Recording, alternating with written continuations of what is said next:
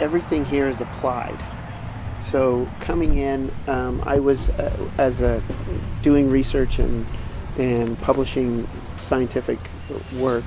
You have this quest for knowledge, which is fine, and you publish the work, and that's also here. But on top of that, we're doing this research in order to have a greater understanding about the fisheries, because that's going to affect people's lives.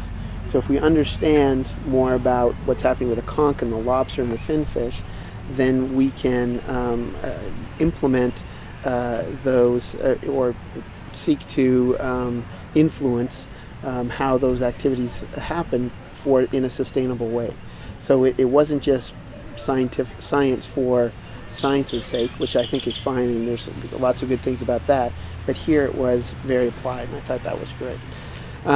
Living here, as far as my family goes, we've had a good time as a family, and as well as a good time as an adventure. The kids rate the adventure here as a 9 out of 10. I'd say it's been a 10 out of 10. Yeah, I've got to do things that I never would have dreamed of, and being able to do if I stayed at home.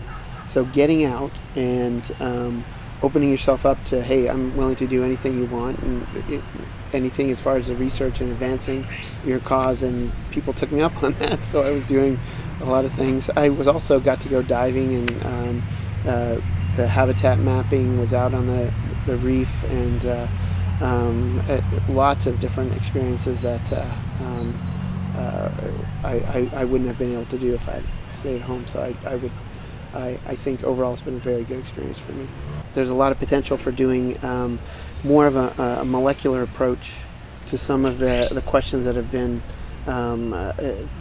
looked at in more of a numbers way, like how many conch are there and where are the conch. I think I think there's a lot of potential for doing genetics, looking at what's the relationship between conch living here and the conch living there, and what's the connectivity between those two things.